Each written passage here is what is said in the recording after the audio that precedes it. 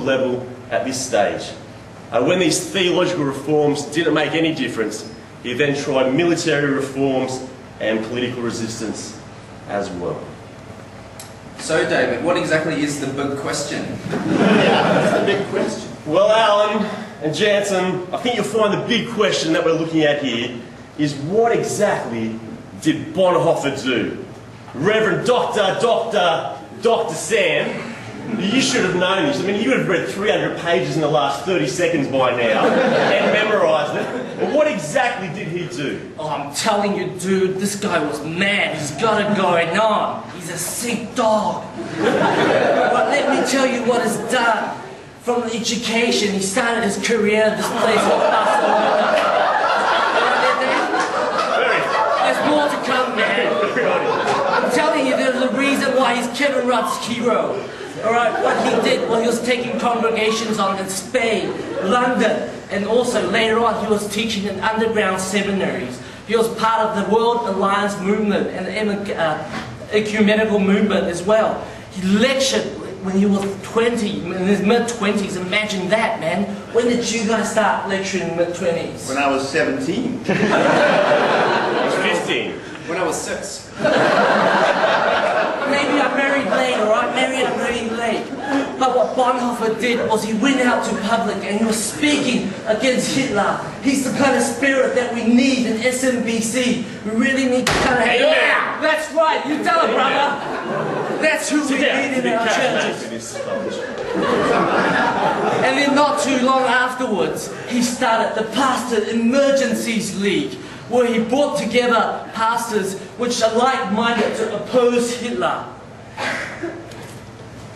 Excuse me, sir. I'm Chinese. Oh, Cousin Feifel, how are you?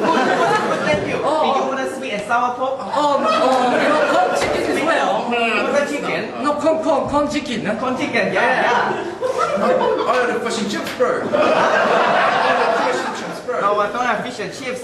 You want fish and chips? You see Pauline Hesson. And I want some deep pan pizza, dude. I don't have. Anyway, About a muffin. $123. 123. I only have $3.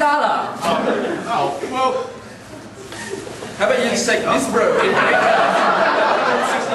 bro. Oh, just take it, bro. Come around and I'll give No one you a prawn reads it cracker anyway. later. Bye, Cousin Feifel. See you in Chinese New Year. Alright guys, as I was saying, after the Pastors Emergency League, what he did was he started the Confessing Church. Now inside the Confessing Church movement, then they wrote the Barman Declaration against all clauses of, all Arian clause, that rejection of the Jewish people in the churches is rejection of Christ. And guys, we can't have that, can we? No. Anyway, I was expecting something much more. No, we don't. But later on, this movement was dying because the people in the church, in the confessing church, weren't strong enough. They were weakening. They were moving backwards. And ultimately, our movement had to come to an end and come to nothing. And that was what happened to him. The confessing church, just dying like that. Oh, so what do you think, David? Well, I think that takeaway cost an arm and a leg. well, how coincidental, David. Because if Bonhoeffer had blown up Hitler, it would have cost him his arm and his leg. Which is exactly what he tried to do. But first I'd like to talk to you today about the Babylonian exile and Deuteronomistic history of the Nazi regime. What's the big idea here? What's the big idea? Now wait, actually, Jansen, what is the necessary application? The dominant picture of the movements of Bonhoeffer. I mean, just imagine it. It's like a pyramid. Explain it to us like a pyramid. Like a pyramid. Okay, well, let's get started. Well, Bonhoeffer always struggled with the tension of social responsibility. As a Christian, when was he required to take action against blatant injustice? I mean, would God forgive the drastic action?